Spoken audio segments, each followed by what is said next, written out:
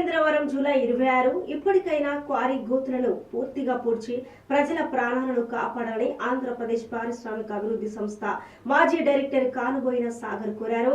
Quarry గోతులు పూడ్చాలంటూ standing committee మాజీ chairman బర్రె కొండబాబు వేసిన పిల్పై ఏపీ హైకోర్టు ధర్మాసనం ఇచ్చిన ఆదేశాలను పాటించాలని ఆయన కోరారు. సంబంధిత స్థలంలో శుక్రవారం ఆయన మాట్లాడుతూ క్వారీ గోతులను పూడ్చాలని ఎప్పటి నుంచో కొండబాబు ఆందోళన చేస్తున్నారని గుర్తు చేశారు. ఈరోజు నిన్న మన ఆంధ్రప్రదేశ్ హైకోర్టు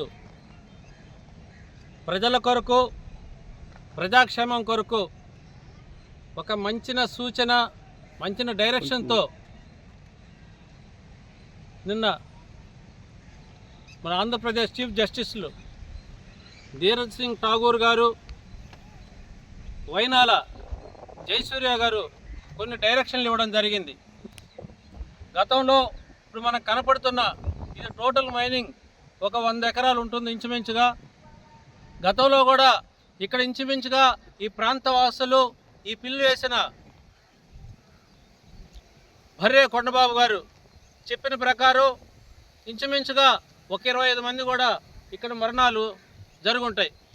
దాని కొరకు ప్రజాక్షేమం కొరకు ప్రజల ప్రాణాలు కాపాడేందుకు కొరకు ఆయన ఒక సామాన్య మానవుడిగా హైకోర్టులో 2013 పిల్లు వేయడం జరిగింది. అది నిన్న మన ధర్మశాసనం ముందుకు రావడం, వాళ్ళు ఒక డైరెక్షన్ ఇవ్వడం, ఈ డైరెక్షన్కి కూడా హైకోర్టు సీనియర్ లాయరు శ్రీనివాసమూర్తి గారిని అమికస్ క్యూరీగా కూడా నిర్మించి దీని బాగోగులు